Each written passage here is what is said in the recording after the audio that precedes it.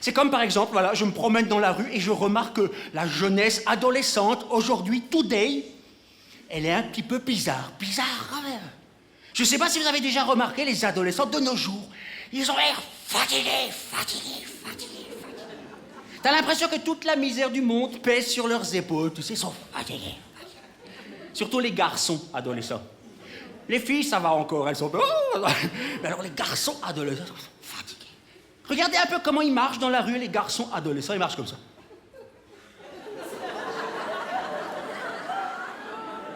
Comme ça, ils se balancent de gauche à droite, tu sais pas pourquoi.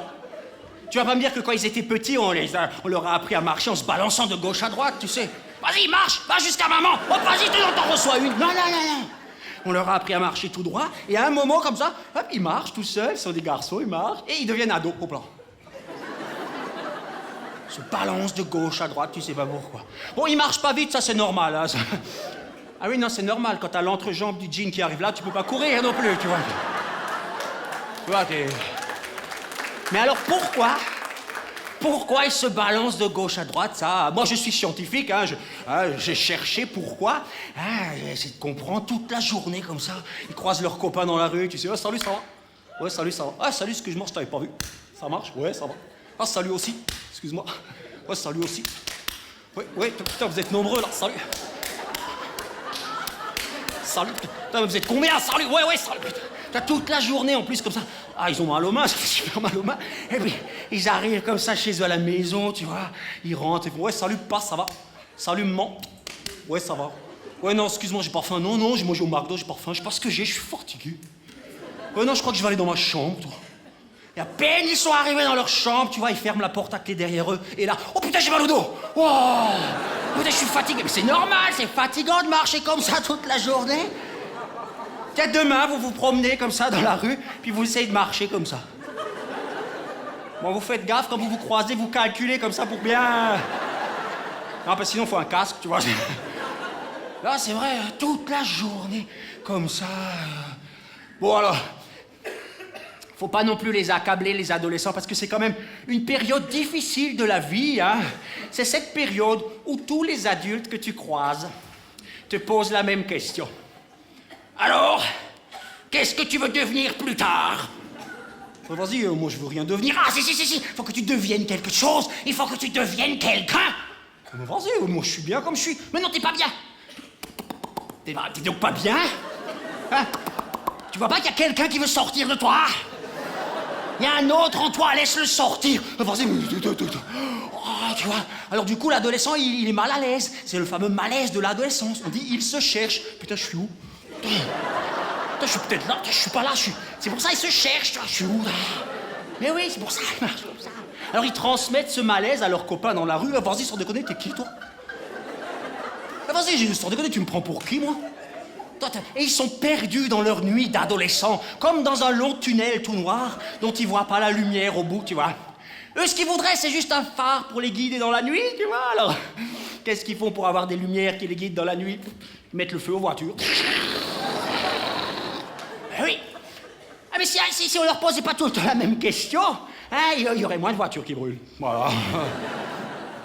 Tiens, à ce propos, j'aimerais qu'on arrête de stigmatiser systématiquement les banlieues, de dire « Oui, c'est dans les banlieues difficiles que les voitures, elles brûlent, tout ça. » Moi, je connais des villages en France, en Alsace, un peu partout, à côté desquels les banlieues, c'est Disneyland. Ah, il y a des villages en Alsace, en France, un peu partout.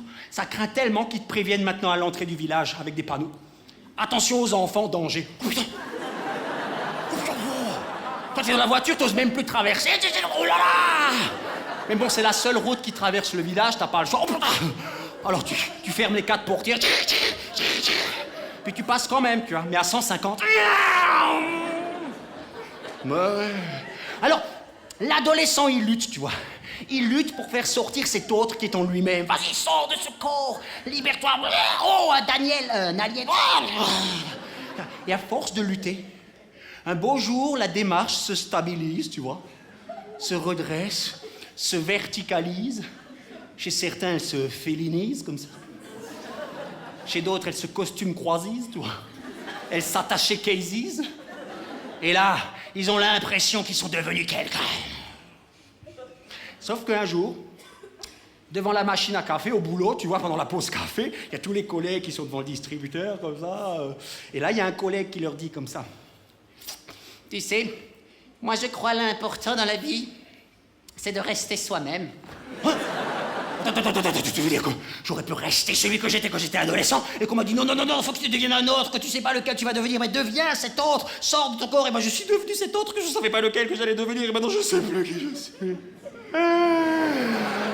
Et là ils finissent allongés sur un divan devant un docteur à qui ils donnent beaucoup d'argent pour pouvoir parler de leur maman. Tu vois, et soi-disant parce qu'ils ont pas bien coupé la ficelle. Alors moi j'ai cherché pour mon cas particulier, cette histoire de ficelle à couper, moi je l'ai coupée très tôt, hein, vers 20 ans et demi, quand je suis rentré au centre de formation pour héros spatio-temporel à Disneyland. C'est là-bas qu'on est formés, nous autres héros de l'espace, hein, Captain Kirk, Captain Igloo, Captain Shock, par les meilleurs instructeurs, hein, on a eu le sergent Garcia, le lieutenant Blueberry, le général Motors, tout ça. Ils ont forgé à la sueur du poignet, comme on dit, hein, pour faire de nous des hommes prêts à tout supporter là-haut dans l'infiniment grand de l'espace qui est tellement infini qu'il ne s'arrête jamais. Bien au-delà du Milky Way.